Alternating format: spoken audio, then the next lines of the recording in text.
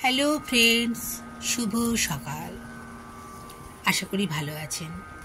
দেখবেন বাড়ির সামনে অনেক মানুষ অনেক কিছু বিক্রি করতে আসে। সেগুলো খুব সুন্দর, চোখ থাকতে হবে। বড় দোকান মানে ভালো তা কিন্তু নয়। ঘরের জিনিসপত্র, সাজগোজের জিনিসপত্র, আরও অনেক কিছু আমি নিই, ঠাকুরেরও নিই। এই দেখুন কি সুন্দর পাথর বসানো চুড়ি, হার, চিক। এই বালতিটি ঘরের কাজে, আর এই ছোট্টটি ঠাকুরের। করোনার সময় সবজিওয়ালারা আসতো বলে কত সুবিধে হয়েছিল। ওরা পেটের দায়েই বলুন আর নিজেদের ব্যবসা বাঁচাতেই বলুন, আসতো তো ওই সময় বিক্রি করতে। এখনও আসে। শরীর খারাপ হলে বাজার যেতে হয় না। আমার একবার পায়ে খুব ব্যথা হয়েছিল, তখন হাঁটতে কষ্ট হতো, তাই কোনো কাজে যাওয়ার দরকার হলে টোটোতে যেতাম।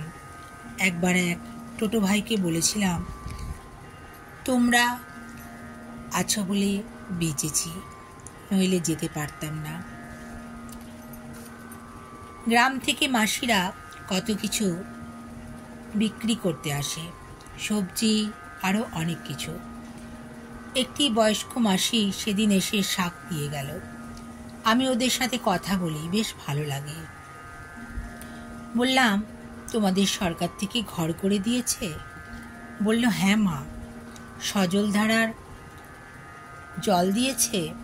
বলল, হ্যাঁ। ওরা নিজের জমিতে শাক চাষ করে বা আরও যা কিছু সবজি, আর তা শহরে বিক্রি করতে আসে। ঘরে বসে থাকবে কেন, তাই এই বয়সেও বিক্রি করতে আসে। এক মুখ হাসি, কত আনন্দ নিয়ে বেঁচে আছে। কত মানুষের কত কিছুই তো আছে, কিন্তু মুখে হাসি নেই। ওই মাসি কিন্তু কোটিপতি।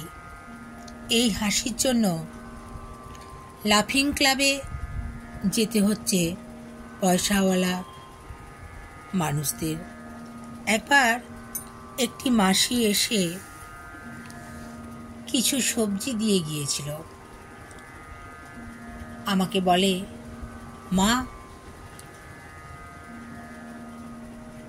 আমাদের ঘরে যেও, তোমাকে অনেক আদর যত্ন করব। মন ভরে গেল জানেন।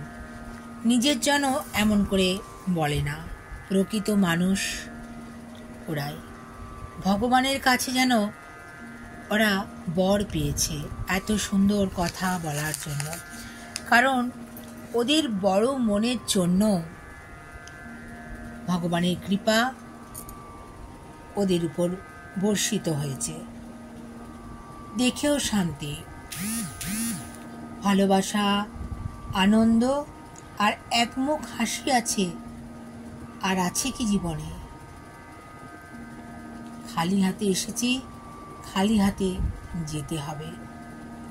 আমরা ভালোবাসা আদান প্রদান করলে মনের প্রসারতা বাড়ে, বিকশিত হয় জীবন, গড়ে ওঠে সুন্দর সাজানো পৃথিবী।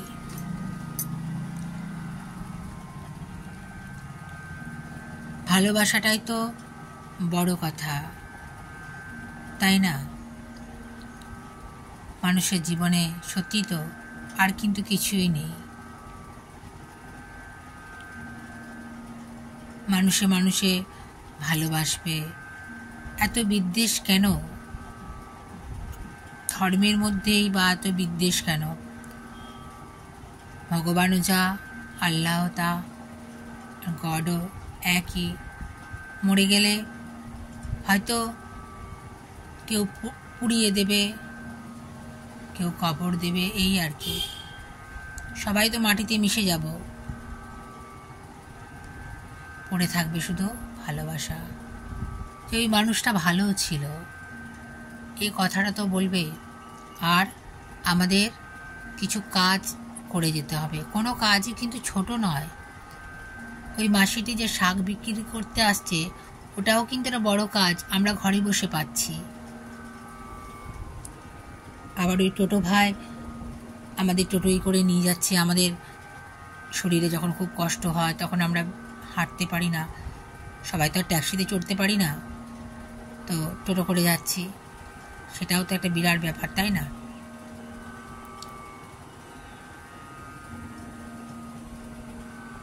এই যে ঘরে বসে আমরা এত সব জিনিসপত্র পেয়ে যাচ্ছি, তারা পেটের দায়ী হোক, যে কোনো কারণেই হোক আসছে বিক্রি করতে, তো সেটাই তো বিরাট ব্যাপার।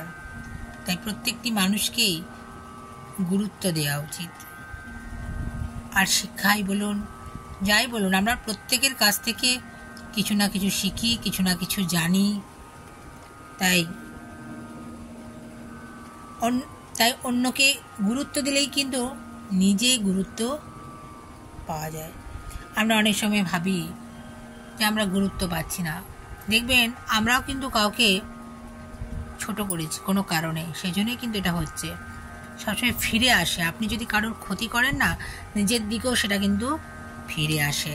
আর কারোর যদি ভালো করেন দেখবেন সেটাও কিন্তু ফিরে আসে। হ্যাঁ, এটাই কিন্তু প্রকৃতির নিয়ম।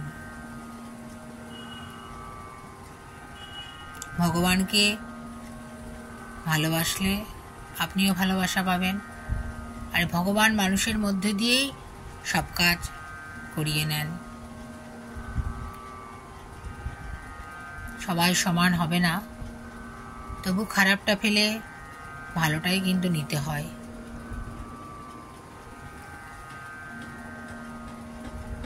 যেটুকু ভালো যার কাছ থেকে পাবেন সেটুকুই নেবেন, বাকিটা সরিয়ে রাখবেন। ওই দিকে আর তাকাবেন না, আর ওইটা নেওয়া চলবে না, খারাপটা। ভালোটুকু নিয়ে সামনের দিকে এগিয়ে যেতে হবে। অন্ধকারে হাঁটতে হাঁটতে দেখবেন হোঁচট খাচ্ছেন, তারপরে কিন্তু ঠিক সোজা পথ পাবেন। আর সব থেকে বড় কথা কি জানেন তো, সৎ পথে থাকতে হবে। ভীষণ কষ্ট, কিন্তু তবুও বলছি, ওই পথে থাকার আলাদা একটা আনন্দই। যখন মহাভারতের যুদ্ধ শেষ মানে হয়ে গেছে, শুনেছি গল্পটা, তো শ্রীকৃষ্ণ তার পিসি কুন্তিকে বলেছিলেন, সম্পর্কে পিসি হয়, যে কি চাও তুমি আমার কাছে? তো কুন্তি বলেছিলেন, আমি যেন কষ্টের মধ্যে থাকতে পারি। বলছে সবাই তো ভালো কিছু চায়, বলছে না, এই কষ্টের মধ্যে ছিলাম বলে তোমার অনেক লীলা দেখতে পেলাম, তাই কষ্টের মধ্যে থাকতে চায়। কত সুন্দর কথা, তাই না? ভগবানও তো কত কষ্ট করেছেন, কি দরকার ছিল তার জেলখানায় জন্ম নেওয়ার, এত কষ্ট করে আমাদেরকে উদ্ধার করার। তাই আমাদেরও তো সেই পথ অনুসরণ করা উচিত। ভালো কিছুর জন্যই তো কষ্ট করব, ফলের আশা না করে সামনের দিকে এগিয়ে যাব। কষ্টের মধ্যেই আনন্দ। মা সীতা রাজকুমারী ছিলেন, তার জীবনটা ভাবুন তো। সারদা মা ধান পুঁততে গেছেন, আজকে সবাই মাকে সোনার হার পরাচ্ছেন, বিশাল ব্যাপার মিশনে, এটা তো আমরা দেখি। কিন্তু মা কত কষ্ট করেছেন, মুড়ি বেঁধে নিয়ে যেতেন, আমাদের নদীতে ভাই বোনদের চান করাতে নিয়ে যেতেন, ঘরের সমস্ত কাজ গুছিয়ে করতেন।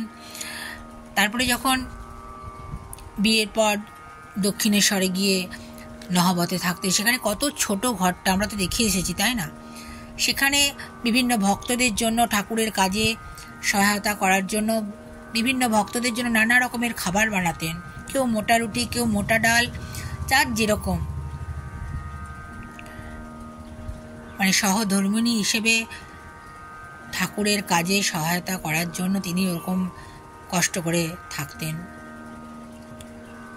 একটু করে দেখতেন ঠাকুরকে, কতটা ভালোবাসা। মানুষ পাগল বলছে ঠাকুরকে, কিন্তু মা বিশ্বাস করেননি। মা তার বাবার হাত ধরে কলকাতার পথে রওনা। তখন তো হাঁটা পথ ছিল, তাই না? ডাকাতকেও তিনি বাবা বলে ডেকেছেন। ভালোবাসাতে কি না হয়, সে ডাকাত, তাকে বাবা বলে আপন করে নিয়েছেন। সেই কিন্তু আবার এগিয়ে দিয়েছে মাকে। মায়ের কাছে আমজাদজা রামতা, জাতপাত ধর্ম মায়ের কাছে কিছুই ছিল না, সবাই মায়ের সন্তান।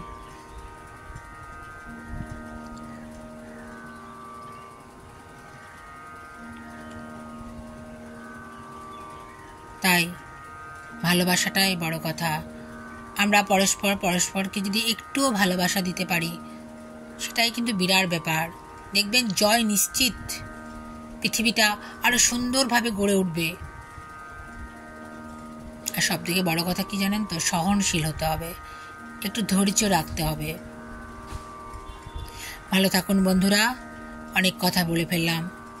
আনন্দে থাকবেন, সুস্থ থাকবেন এবং শান্তিতে থাকবেন। শান্তিতে থাকাটাই বড় কথা। নমস্কার।